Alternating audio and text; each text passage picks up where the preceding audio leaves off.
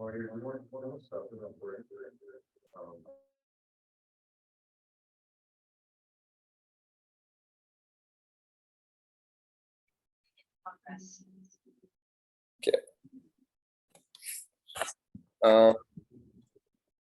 Do you want to? I can check. Yeah. What? I'll start. Okay, I'll just mute myself. That'll work. Hey everybody. I'm Mark. We've got Jacques here as well, and James. We're all third-year students that are hosting a question and answer session about Anki, which is a software program that we used pretty exclusively to study medicine in second year. And if I could go back, it's what I would have used to study exclusively in first year as well. It's a program that uses spaced repetition and active recall to memorize things quickly, memorize them long-term. And we found, and other people in our class found, that it kind of reduced stress, allowed us to remember things long-term, even into clerkship, which has been really useful, and kept our grades up as well. So this session is supposed to be super casual. There were a few people that submitted questions beforehand that we'll go through and answer. And then there'll be time at the end where you guys can ask questions if you have any. Otherwise, you guys can take off and email us questions, Facebook us questions. We just wish we had something like this in first year or second year to kind of introduce us to Anki, because it can be a steep learning curve. So we've put together just a little bit for you guys. So we're going to go through a few questions just to start. The first being, do you know if there are any pre-created decks for preclinical at USASK? And the answer to that is yes. So in the class of 2024 Google Drive, which you guys should have access to, there's a Google Sheet of decks made by Jacques, James, and I for year 2 foundations. It looks a little something like this. So every single lecture, this is for the endocrine unit, has a deck where you can click on it, download it, import it into Anki. It will have cards for everything we thought was worth memorizing in that lecture.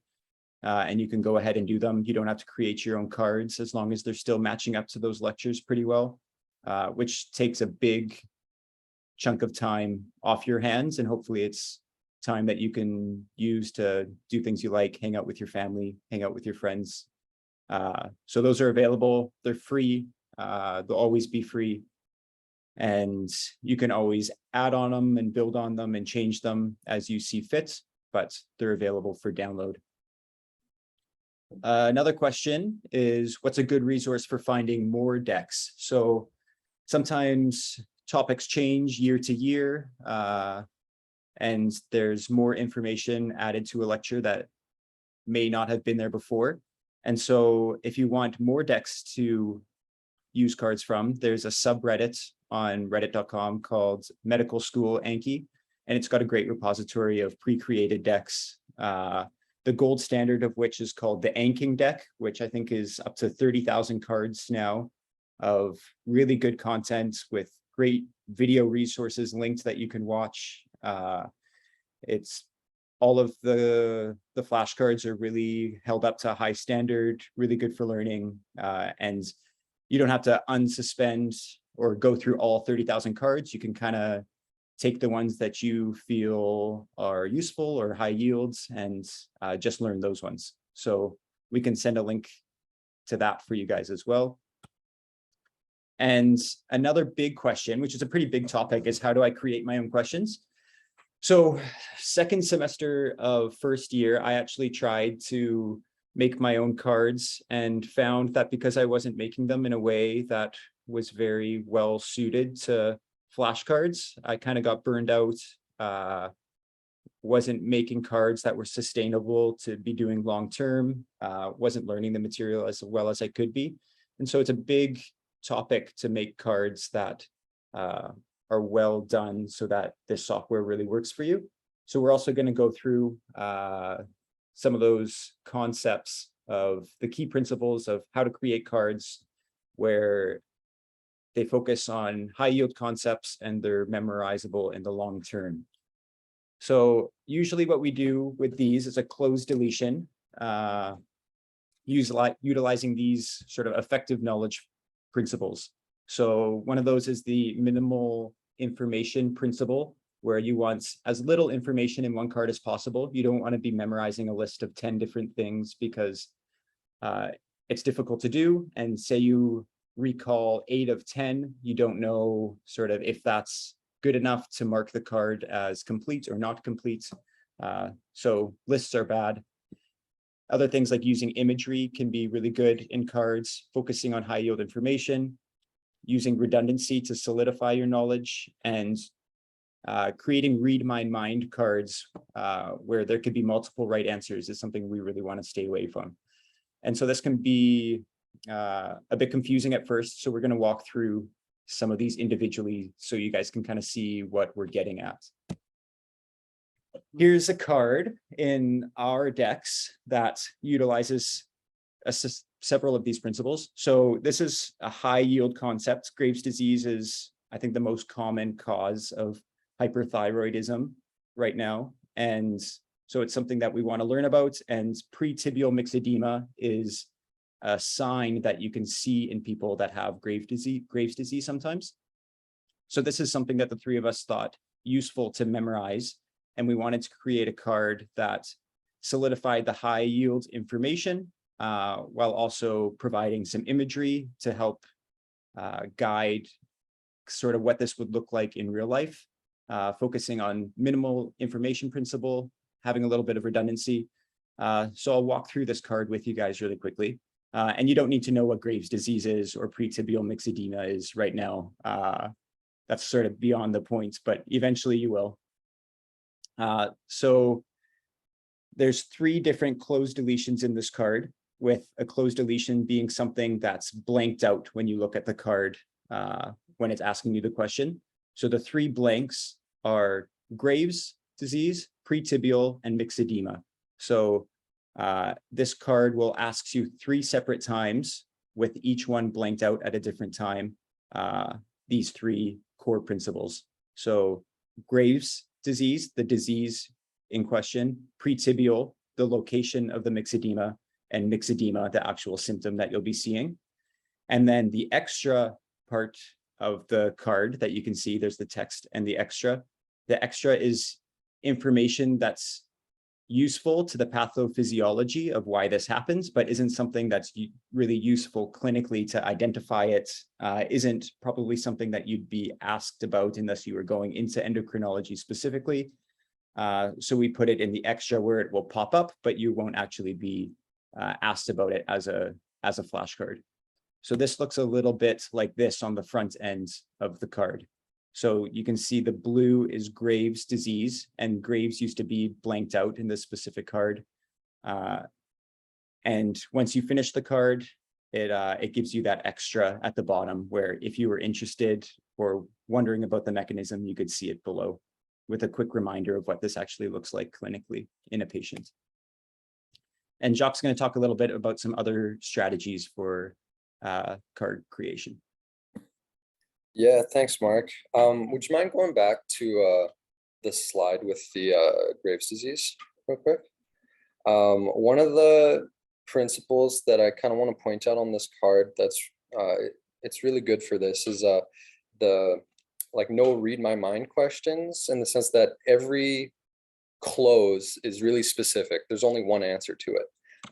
Where, let's say you're doing the second close, which is myxedema here, you would have the prompt being Graves' disease is associated with pre-tibial blank, which occurs due to activation of dermal fibroblasts. The only finding that is found pre-tibially is going to be myxedema, so you have just the one answer. But now, if you were to change it so that your close was pre-tibial myxedema altogether, and that was just one close, your prompt would then be Graves' disease is associated with blank, which occurs due to activation of dermal fibroblasts. That could be more than just pre-tibial myxedema, because with Graves' disease, you can sometimes also get periorbital edema or exophthalmos, or like eye bulging and stuff. Like there's multiple things that could fit in that one close for the answer, and then the card ends up not being really useful. So you can go back to the strategy slide now. Thank you. So a couple strategies to manage to make cards like this and avoid lists. Avoiding lists is really difficult because the way the information is presented to you in school is going to often be in lists of like, this is a condition and these are like a bazillion symptoms it can cause. So we found a couple strategies that help us break stuff down so that we can actually have useful cards out of it. The first one, and you'll see this a lot, is breaking it down by system, by like organ system. So if you have something that's multi-systemic, like renal failure, which we'll have an example of later, instead of saying like, what are all the 20 symptoms of renal failure, just say like, what is the cardiovascular complication of renal failure? And you can be even more specific than that because there's multiple, but breaking it down by thing kind of helps make it more specific with your answer and question. You can also do this with like, what imaging finding would you expect to find with certain condition, stuff like that. And we'll go through a couple examples of that. Comparison questions is really, really useful because that's often a high yield thing that the teachers want you to know, is how to compare very similar conditions or similar treatments, kind of advantages, disadvantages of different modalities. So we have a couple of those in our decks that you'll see, and we found those super useful. Yes or no questions.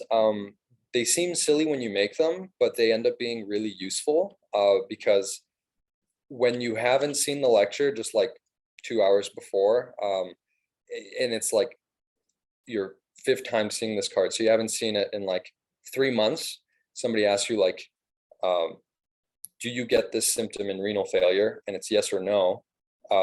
Like you'll be surprised, as I don't actually know if it's yes or no. Whereas like when you do it right after the lecture, it's really obvious. But it's helpful to have those questions for the long-term memorization of when you like forget those little facts. Image close is a strategy that's super good to make cards fast, especially for things that are purely memorization of visual structures. So it's really good for anatomy, really is what it's for. And don't use it in other situations, like doing image close over PowerPoint slides. That's something, I think I included an example of it later. It'll be more clear when we get to that. But yeah, mnemonics are useful.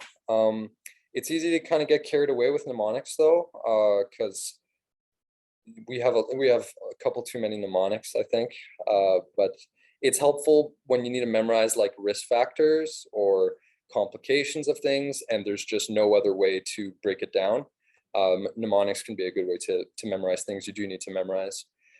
And giving an example, if the close is challenging, helps make your question more specific sometimes when you can't figure out another way to make it more specific. And I can't come up with an example off the top of my head. I don't think I included one in here, but if you really couldn't figure out a way to word the question right, just adding a little example after is gonna kind of guide you to what the answer you're looking for is. So if you can go to the next slide. By the way, these slides, we made them 45 minutes ago, so if they're a little janky, sorry. But anyways, this is a great example of a terrible card that is a read my mind question, because asthma can cause many things. So this question is extremely not specific. If you go to the answer, which is the next thing, it causes respiratory alkalosis. That's like, it's good to know that, but we need to be more specific with how we're asking the question so that we can actually get to that answer. So if you go to the next slide, we put in a hint, which is a really valuable function on close cards where we add in this little piece of text right where the blank is. Asthma can cause what acid-base disorder? That's way more specific, and there's only a couple possible answers with one being correct. So this is the type of thing you want to do to make sure you have specific questions and good cards. Next example. Oh yeah, our slides are a little out of order, but here we'll get back to that. This is something you guys will see in the FKUT module. This is signs and symptoms of uremia. Surprisingly, like it's pretty important to know because some of it is life-threatening, and you'll see the ones that are labeled life-threatening there. But sometimes you look at this and you have no idea how to start making cards that aren't a list for this when they're just presenting you with a list. So if you go to the next thing, this is an example of breaking it down by system. So uremia as a consequence of end-stage renal disease may cause life-threatening blank in the blood, you know, so it's like specific about what organ system we're talking about, and focusing on the life-threatening stuff, making sure it's like asking about, you know, the platelet dysfunction and not other things that can happen, is making the question more specific again. If you go to the next one, Mark, this is also just another way to break it down. And see here, this is where the life-threatening is important because it causes a lot of neurologic stuff. Like it could cause altered mental status in the brain, but it's not life-threatening altered mental status. That's the encephalopathy that's life-threatening. So again, making your questions specific is important. To the next slide. This is a comparison question. This is a slide that is super low quality, JPEG. That's my bad. But anyways, these are things you want to be able to differentiate against renal versus non-renal. So we made a bunch of questions that are super straightforward. If you go to the next slide, of just giving one of the symptoms, and you just have to, you know, you have a 50-50 shot. Is this a renal presentation or a non-renal presentation? And you end up making like, I don't know, probably a good 10 cards off of this because there was 5 things in each category. But it's really quick to go through because it's a very straightforward question, and it's really useful to be able to recognize each symptom individually like that, instead of a question that's like, what are 5 characteristics of renal flank pain? You know, like that is super vague, and it's going to take forever to come up with all 5 things, especially when you haven't seen it for a while. So this is just a much better way to word your questions. To the next thing. This is an image close type of card. Super useful for anatomy. You'll see a lot of these cards in the neuroanatomy decks we made. But yeah, this is just to be used on things that are purely visual memorization that you have to do. And so you can just make the card super quick by putting those little boxes over a picture, and there you go. You have individual questions for each thing. It's really good. Next, I think, is an example of what not to do with image close is do it over a slide.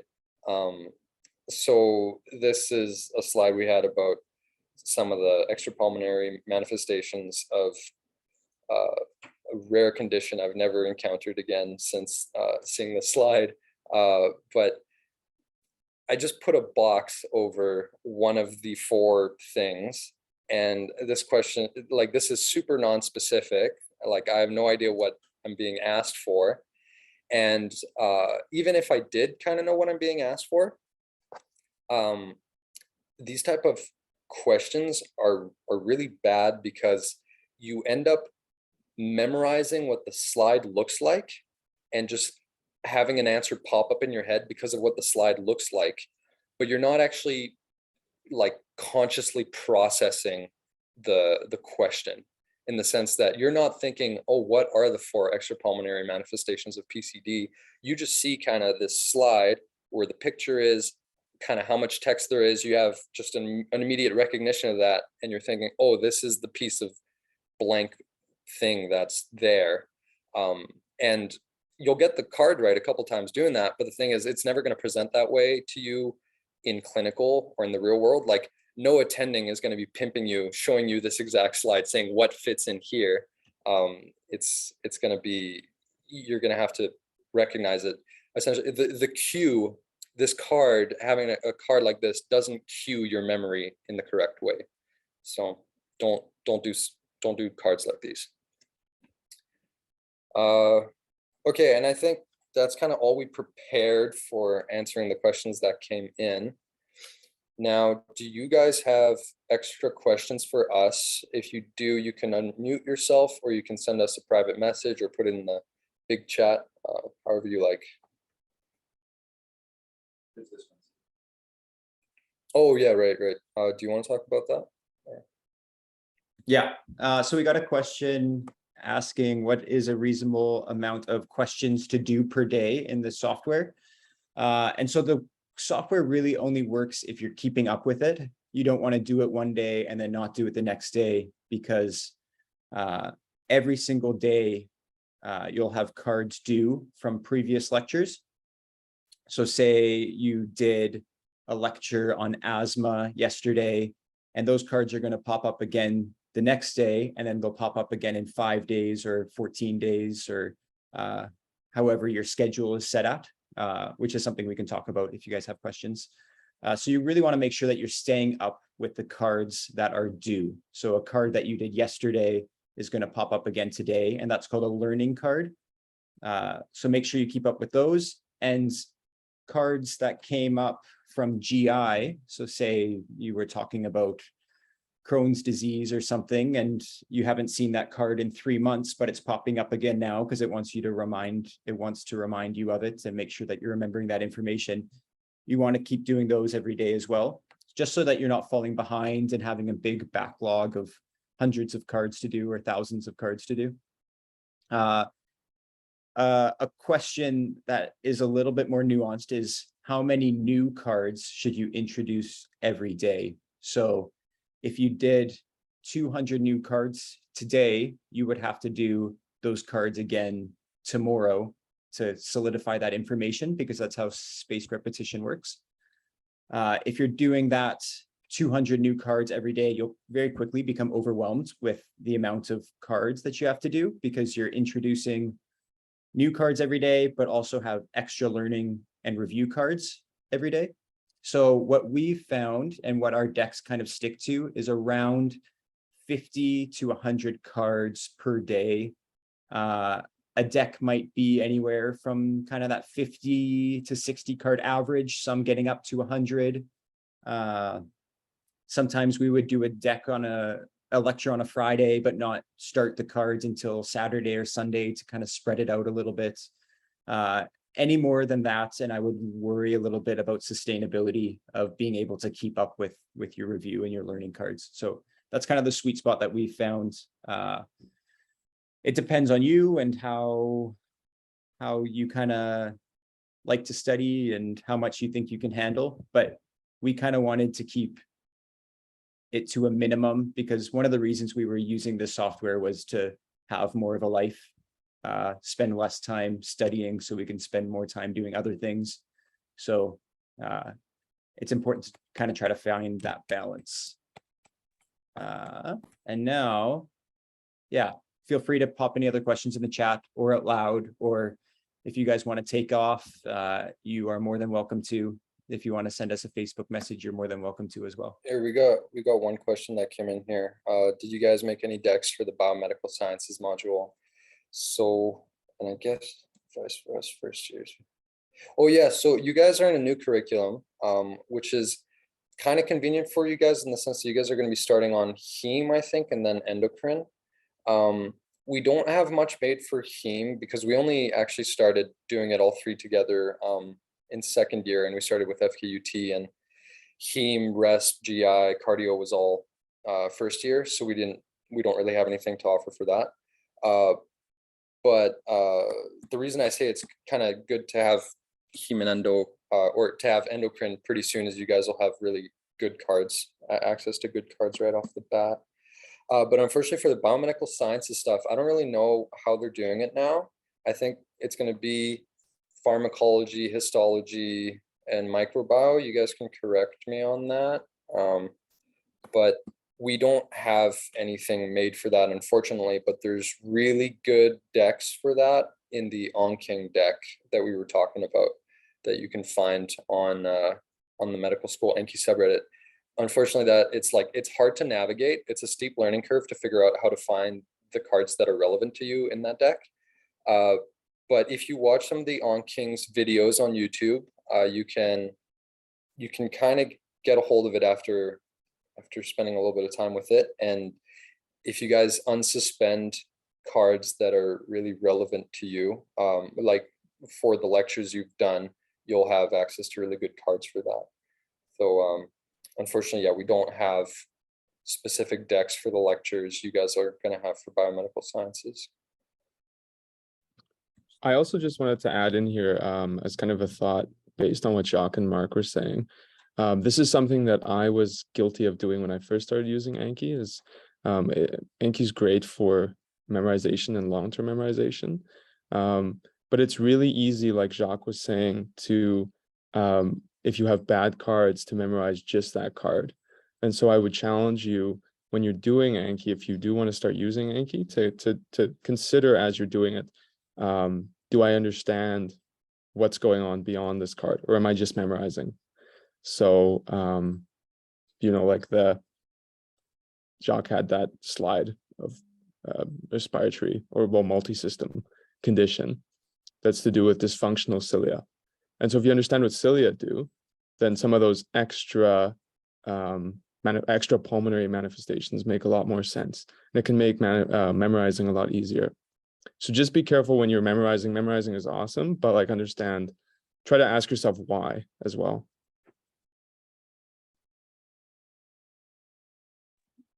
And I think Aladdin has their hand up. So you can go ahead and ask a question.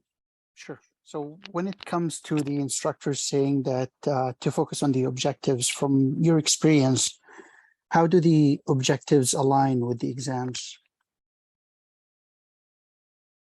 That's a good question. It depends on the lecture I've found, but usually for the vast majority of lectures, personally, I didn't really look at the objectives because sometimes the objectives are very broad and the questions that they can ask on an exam can be what felt to me very distantly related to an objective.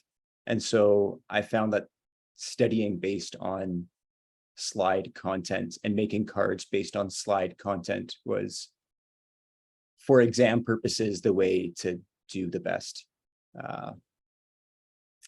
Personally, I know other people really focused on objectives, but for exam purposes, I think the slides are the more high yield piece of information. You definitely want to be able to satisfy the objectives because they're things that some organization, medical organization, thinks you need to be able to know to be a doctor eventually. But for exams, I think the slides. I don't know if Jacques and James have an opinion on that. No, I'd agree with that. And I think, unfortunately, in med school, it's different from undergrad in that who's lecturing you is very rarely who's making the exam. So you'll find that, that was a source of frustration for our class at times, because we would have like modules being taught by people and then tests being made by other people and the module being led by others. So it can be a bit disjointed at times. And so I would agree with Mark, focus on kind of, there's that balance of like what the instructors emphasized for exams. And then that's why I really think the Anking is great, because you can find cards on specific topics that would be like more clinically relevant. Yeah, some to add to that.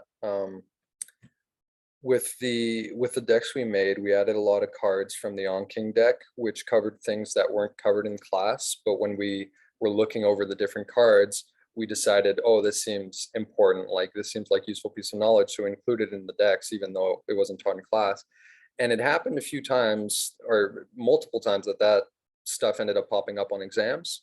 So we're kind of proud to say our decks are sometimes more comprehensive than the lectures and prepare you really well for the exams. Yeah, and sorry, like, yeah, on that note too, like us three, we didn't really start making decks together, like Jacques was saying, until second year, but it was, we had our cardiovascular module at the end of first year. And that's when I kind of started getting annoyed with our lectures and stuff. So I went purely to the Anking and I unsuspended Anking stuff. And the CV module was one where like people got really upset because stuff wasn't taught well. And I found that to be like one of my best modules because I was just using the Anking. And I found the exams very easy for that reason.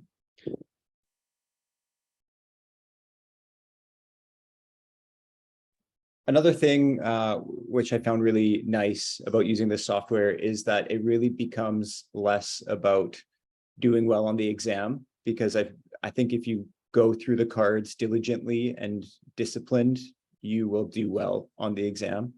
It really becomes about long-term memorization for like clinical application in the future, which is a perspective change that is really nice to have, not just being worried and anxious about an exam, but being like, oh, this is useful information that I'll use to diagnose someone someday, is a fun kind of shift in mindset that is a little bit more motivating than worrying about passing the next exam. I have a question that came in asking, did you make cards during the lecture or after? And if you didn't make them during the lecture, what did you spend your time doing during the lecture? And I can start with that one. So I made cards after the lecture. So most of our lectures were pre-recorded because we were heavily influenced by COVID in our pre-clerkship years. So most of our lectures were pre-recorded online. I would usually watch them at 1.5 to 2 times speed for any information that was kind of said out loud that wasn't in the slides, and just to kind of get an overall picture of whatever topic was being taught. And then I would spend the next 1 to 2 hours either that day or in the following day making a deck after that. I hope that you guys have a little bit less of a workload than us, because all those decks are available online and hopefully you just have to do some minor adjustments. But I would definitely recommend watching the lecture first so that you can pick up any nuances that the lecturer said or said. Sometimes lecturers will put up a slide and they'll say, don't worry about this, which is frustrating if you didn't watch the lecture and went ahead and memorized the entire slide. So. Yeah, I'll add that I also watched the lecture first, and then I would make the deck. And we made a lot of decks from scratch, but when we did make them from scratch, we tried to get as many Anki cards as we could and put them in.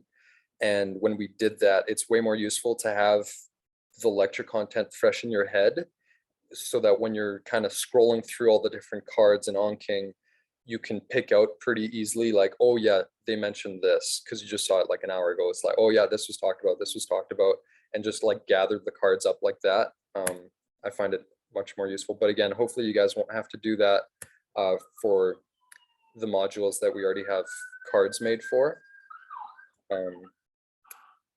Yeah, James, do you have anything to add?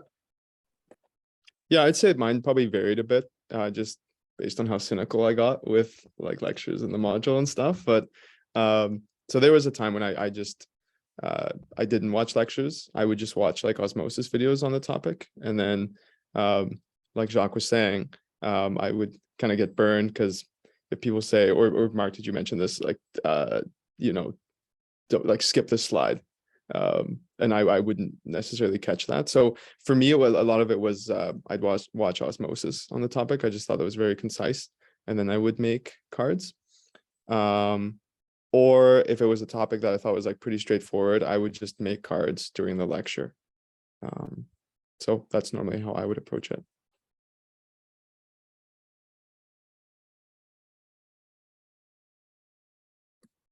Something I want to add to this is in terms of workflow, like what we're hoping you guys can do for the modules we already have cards for. We're hoping the kind of flow of the day would be to watch the lecture, and maybe later that day or the day after download the deck and do the new cards, go through it that way. But it would be awesome if you guys could improve the decks, and not everybody needs to do it individually. If you guys get a good group of people together, you can split the workload of watching the lecture, downloading the deck, going through the deck, and adding anything that's missing, improving the cards that aren't so great, removing cards that aren't relevant, and then posting kind of your new version of that deck to a Google Drive like we've made, and then everybody in your class can kind of have access to that. because the dream we have is that this could be done every year, and every year the decks could get better and better. And yeah, then nobody has to work as hard, and it's really, really nice. Like when we were making decks, to download one of Mark's deck or James's deck and knowing like, thank God I didn't have to do all the work of making the deck for this lecture. That seemed like it was a pain to make, but now I have this super high quality resource to use to learn. It's really nice. So try to split the workload up if you can.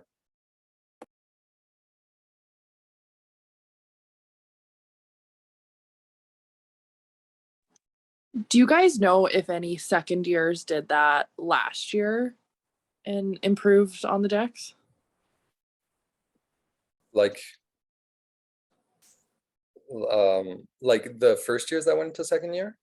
Yeah, like I think a lot of us in this Zoom are first years and you guys are third years. So do you know of Yeah. anybody like in the years between us that kind of went in and improved the cards last year? Yeah, we tried recruiting people to do it, but we didn't manage to get a group to interest a big enough group of people to do it. So I don't think anybody last year did any improved or posted any decks for GI, CV, RESP, and HEME. But the order is going to be different for you guys now. You guys will have access because like they didn't have any base decks to work off of. They would have had to make everything from scratch. You guys it'll be a little different since you'll have endocrine coming up right away. You'll have those base decks to work off of. So it might be a little easier for you guys to do that and work off of those decks. But I'm sorry, did that answer your question at all? Yeah, it did. Thanks. I'll just go off of your guys' Google sheet. Yeah, because I think unfortunately, you know, like we said, we started making cards together in second year, and even then it took a bit of time for us learning kind of what constitutes a good card. I know sometimes like looking at these slides too, some of it seems very obvious, but it's actually quite challenging and takes a while to learn how to make good cards. And so some of those cards for like the initial like CV and RESP are a little tough and could use some renovation.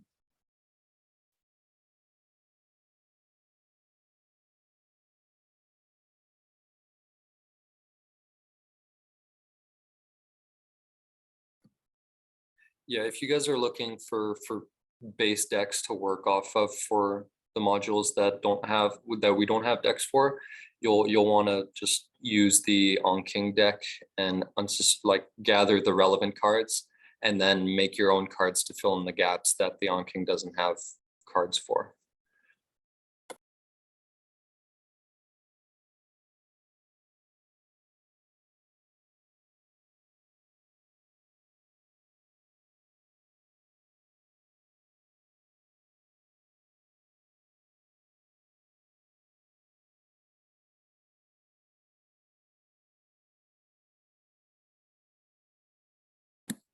Did anyone have any questions about the video playlist?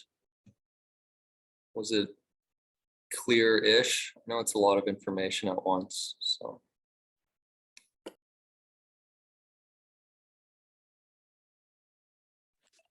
I only watched your main YouTube. I didn't get a chance to go to the linked ones, but I don't know. I thought yours was good and made sense. Thank you. Awesome. That's good to hear. Yeah, with one thing that I wish I would have changed about my original video is including kind of a screenshot of my settings, so that people who don't want to take the time to watch like the extra hour and a half of videos length, they can just get the settings kind of preloaded. But changing your default settings to have bigger learning intervals is really important to do off the bat. Otherwise, Anki is not sustainable. Like it's too many cards to do every day. It's just not optimal for memorization either. So please change your intervals so that it actually works for you and you guys don't waste time doing more Anki than you have to.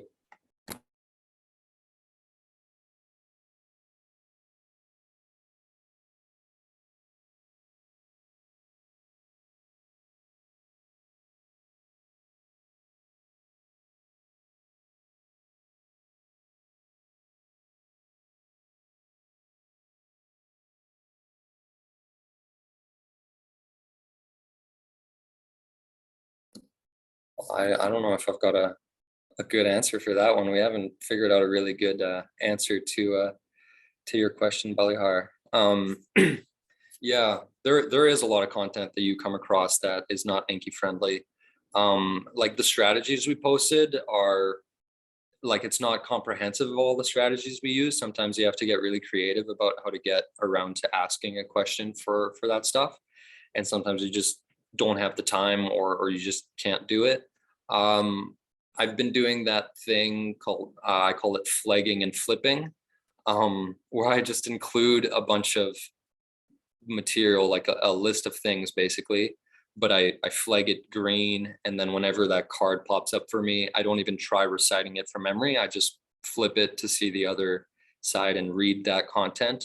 And then I just send it off into the future as if I completed it.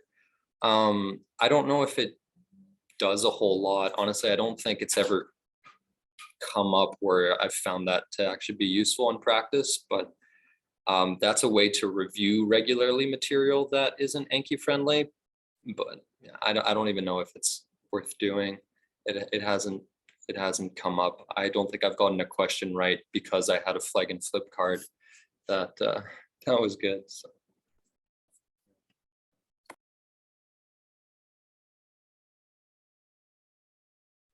I think just the way that medicine is with memorization, there's a lot of it is Anki friendly. Like enough where you'll feel pretty confident with most of the information being flashcardable or Ankiable.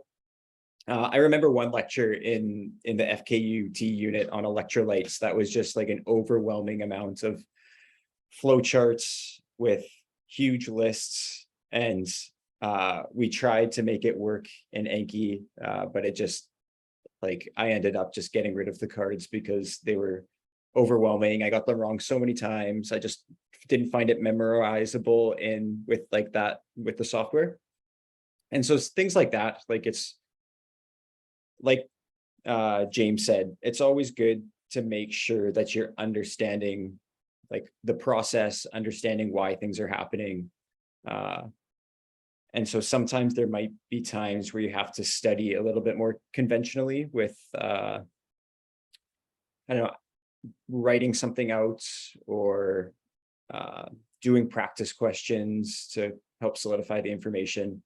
So this isn't really a one-stop shop for everything, but I would say that like 90% of information you can do via these flashcards, and that is 90% of information where if you're using the software correctly, you'll remember it forever because you'll never stop getting tested on it. Like I just started clerkship a couple weeks ago, and the things that I've been quizzed on by some residents that were asking me some questions that I learned like over a year ago, but I still remember because the software really makes me see the power in it. So most of the information can be put in Anki, but some of it you'll have to kind of go a different route, and that's all right. It's not meant to solve all our problems, but it definitely helps with learning medicine, I would say. Yeah, I've got nothing else to add on those points. I would just again also say Anki is great because especially for medicine, like Mark was saying, because the longer you use it and the more systems you learn about, you'll find if you continue to use it every day, some of those old cards will come up, and you'll start continue making links between old modules and new ones, and that just like further solidifies what you're learning.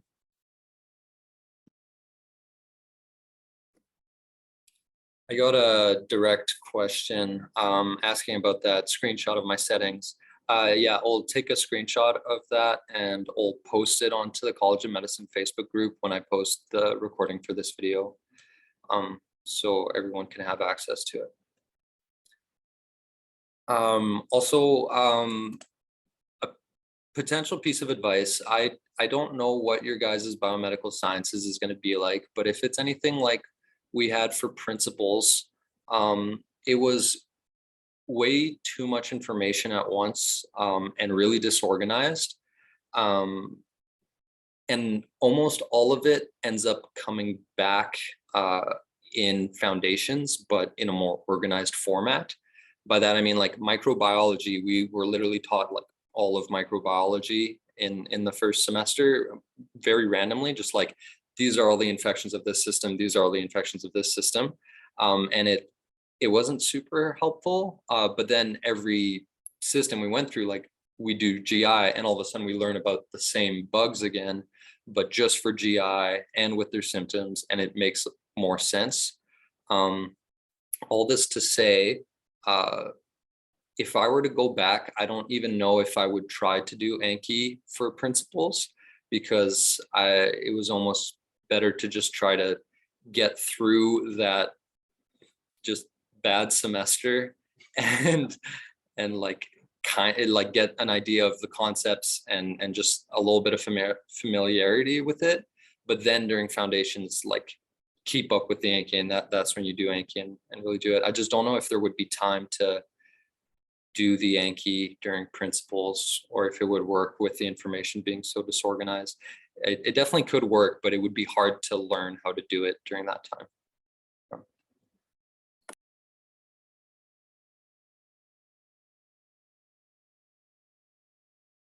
It gets better.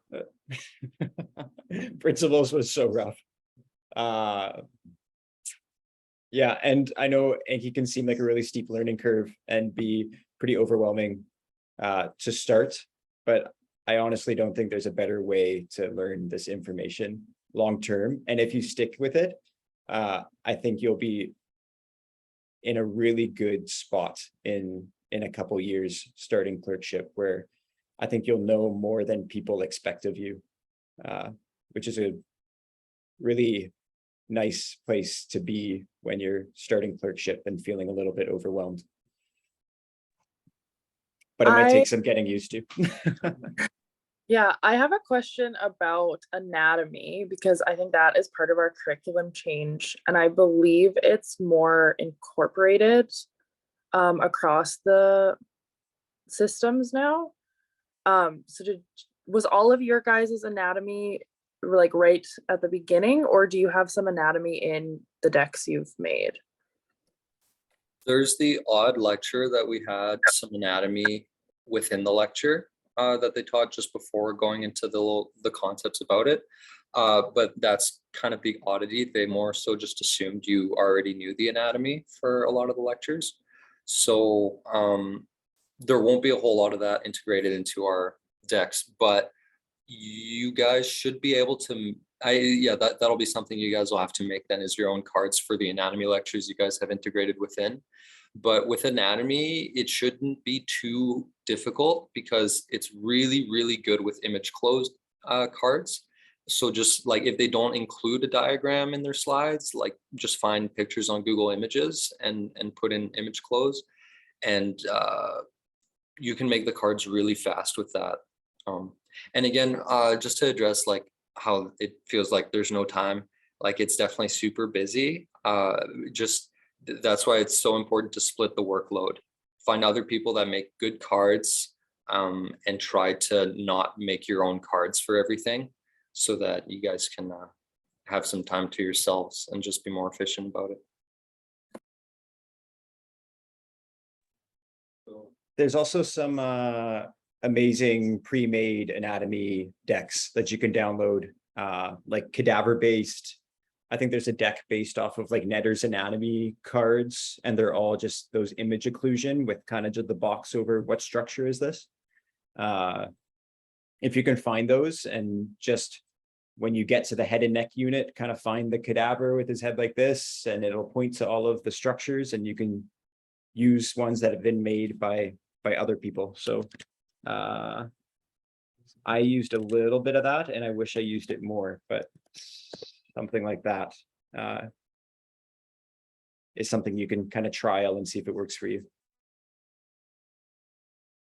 I was going to say, on the topic of anatomy, this is one that I used exclusively, almost exclusively. And so it's real cadaver photos. with occlusions, and I found that for the practical exams, it was super clutch. Because images can be very pretty, but having the real cadavers to look at, yeah, was very useful.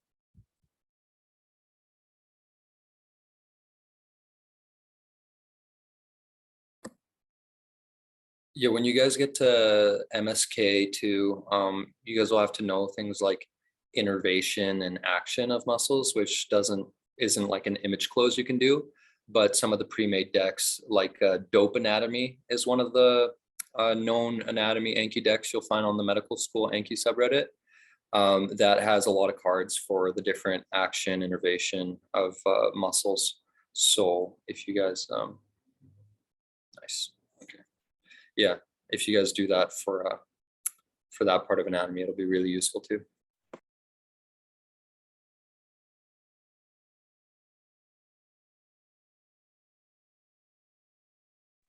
Okay, I'll just ask this question out loud because of the University of Michigan Anki that was just posted. Our classmate did find that one and post it, and I uploaded it and was looking through it. Can you talk about like filtering other people's decks? Like right now we're only doing bones, and I was trying to play with the settings, but I don't know. Do you have any tips about that? Yeah. Oh, James, sorry. No, you go. I'll follow you. I can talk a little bit about that. Lots of decks are tagged, which is sort of just like a little descriptor attached to each note. And I'm gonna see if I can share my screen here again.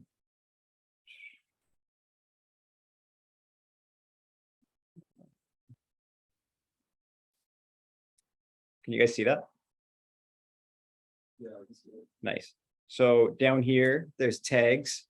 Like the Anking cards are tagged like this, where I could go kind of and grab everything to do with psychiatry, to do with depression, and all of those cards will show up, and I can look at the ones I want.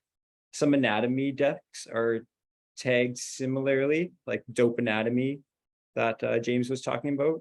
Anatomy, and then go to pelvis and perineum, and then it'll probably subdivide further into different things.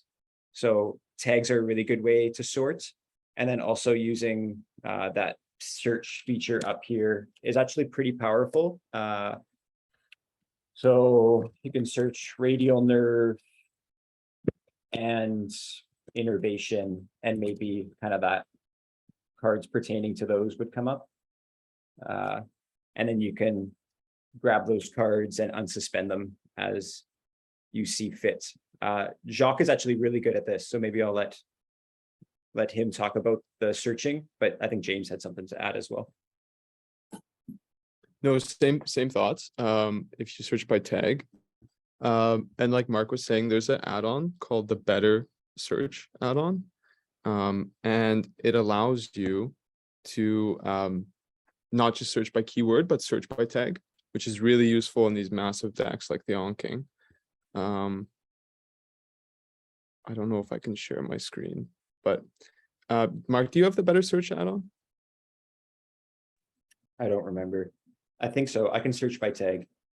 If you, yeah, if you, yeah, so essentially it's called the Better Search tag on. I'll post a link to the download in the chat.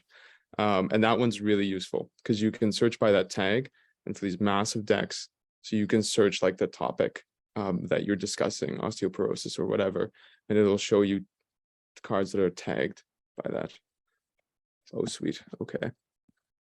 Here, let me share my screen. Okay, can you guys see that? Yeah, I can see that. So if I take blue link, this is that Michigan deck, the cadaver deck. So this one makes it really easy because these are the tags on the side. So I haven't cleaned this up in a while. This is like showing my dirty laundry. But you can see it's really easy. So like if you're looking at stuff for the oral cavity, you can click there and here's all this stuff. But if you go to, here's the newest version of the Anking deck, and you go to this top bar here, and you click XX, this is the better search add-on. I can search osteoporosis. And here are all tags to do with osteoporosis. So here's Board and Beyond, which is a resource, Sketchy. This is all Anking. Oh geez. Of course, the one I picked doesn't work. Let's do this one. And here's a bunch of cards on osteoporosis. So that makes it super easy to find. And so there's 24 cards in this subdeck. Yeah, so that's by keyword, and by that better search is literally all I used to find stuff. I'm just gonna add a quick little thing. Balihar, you said you would search the cards that you need and just unsuspend them. That's awesome. Like that's exactly the strategy you want with using those pre-made decks. Now, to take it to the next level, maybe you're already doing this, but when you finish unsuspending the cards for a specific lecture you went through, like if you did all of Bones in one lecture, then after you've unsuspended those cards, do a quick search in your thing here. Wait, I'm gonna share my screen actually so you guys can see this. You want to do a quick search of whatever the deck is that you've been unsuspending your stuff in. Do minus is suspended, and that'll just remove from the search all the cards that are still suspended. So you're left with only the cards you just unsuspended, and then you can select all of those cards and put them into a deck, a separate deck. And that way you can share that with people, which is really useful because it saves them a lot of time. That's kind of the way you want to be sharing with a group if you guys end up managing to put a group together. Yeah, and that way also you don't lose kind of your stuff, because if you're just unsuspending and unsuspending, you'll end up after 2-3 lectures, you have 3 lectures worth of stuff all in the same deck. You can't share it anymore because it's not for individual lectures, and your stuff kind of gets mixed up. It's just not as clean, but yeah. Hope that helps. Aladine, you can go ahead. Right, so with the browse window that you were showing, so let's say you want to take some of those cards and move them to another deck. Is there an easy way to like copy paste from one deck to another without having to like delete all the other cards and export and then add it back?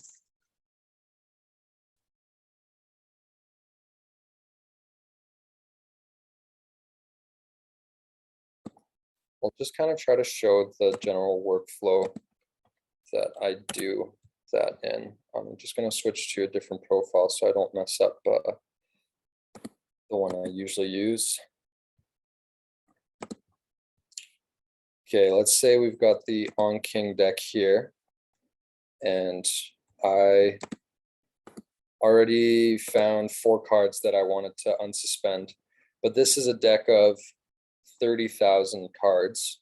I don't want all of that. So I select the deck that they're in the Anking deck. So I just click that, it pops up here. I hit minus is suspended. It brings up the 3 cards I have unsuspended. Control A, change deck, and I'm gonna put them in a deck that I made. I guess I haven't made one here yet, so I'll just do that real quick. Create deck, example deck. Now that's made. I'll go back to my browse screen, change deck. Oh, there it is, example deck. Move the cards. And now I've got my example deck down here with just the 4 cards. And if I want to share that with people, I have to export and then just put that on my Google Drive and then post the link to that Google Drive on a spreadsheet. And There's a couple steps, but it's very doable. But that's the most efficient way we found of doing about it. So with the browse menu that you have a lot of ribbons on top that you clicked on. So how do you add those? I don't have those options. Oh yeah, so on the YouTube playlist, there's that video how to add 40 plus add-ons in 5 minutes. If you follow the instructions in that video, you'll get all the add-ons that have that will add on all this stuff for you. It ends up being like a little overwhelming to see, but it's really useful to have those buttons there. You don't have to know how to use all of them right away, but you'll kind of pick them up as you go. But yeah, just watch that video. In the description of that video, there's a link to a Google Drive where he has a little zip folder with all the different add-ons to download. Okay, how do I get to that video? Did you watch the YouTube video playlist that was on the Facebook post for this Q&A session? No, I just got the link to the meeting. Okay, I'll yeah. try to find it. On the post I put on the College of Medicine Facebook group, you'll find a link to the YouTube video playlist, and that should include hopefully the basics you need to get started with Anki, and then all that extra stuff with the add-ons. And the settings is really important. I really encourage you guys to watch the settings videos. Specifically the one by Dr. Liu, I think is really important to understand when you're getting into Anki. Even though he prefaces the video by saying it's for more advanced people, I think it's important to know it off the bat. So.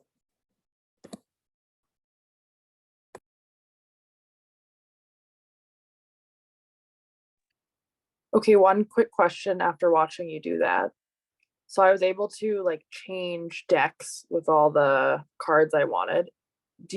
Can you ever like copy and paste so that those same cards can be in multiple decks, or can you only move them around so they're in one spot at a time? Yeah, so you can really only move them around so they can be at one spot at a time, because otherwise you get duplicates.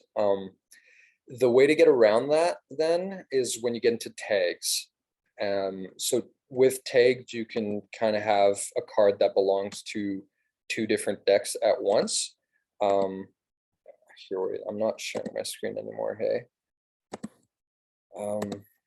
It's kind of tough to describe, but with the Anki deck, it's organized by tags instead of by decks. We organized our stuff by decks because it's a little more straightforward and user-friendly. But with tags, this one card, for example, that you see, all the tags down here, these are all the tags associated with this card. This card can be found in technically all of these tags, or these tag decks, if you want it. So whether instead of looking at a specific deck, I want to look at the deck for Cheesy Dorian. Instead, you look at the tag for Cheesy Dorian, and the card is there. It's also there if you look at the tag for step 2 internal medicine. That's kind of how the tags work. I hope that made sense, but it's a tough topic to explain. Yeah, no, that's fine. I will just make do with changing decks for now. That's good. Yeah.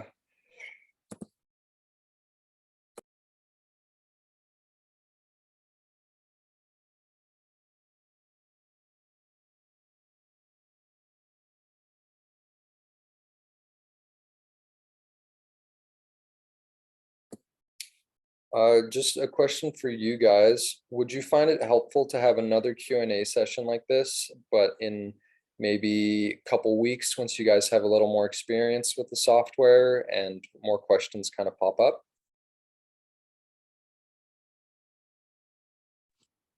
Yeah, or maybe even once we start Heme Onk. Yeah. Um, When do you guys start that?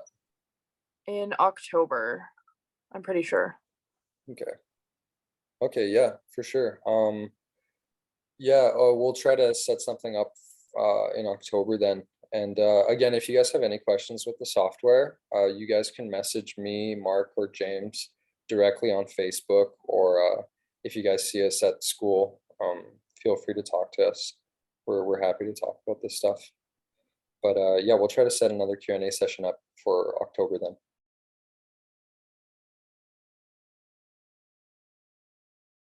Do you guys have any other questions?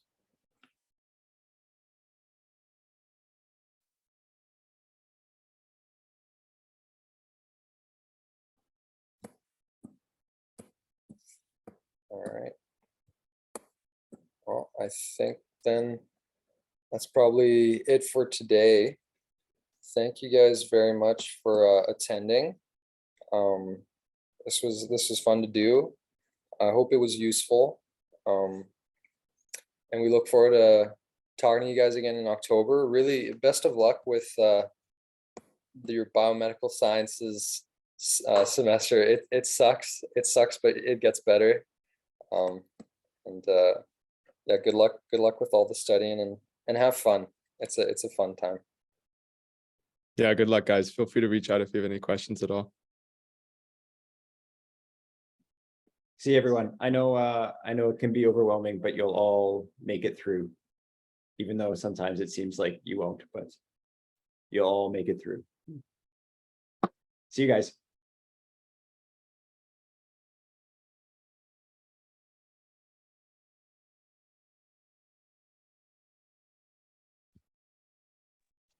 Sweet.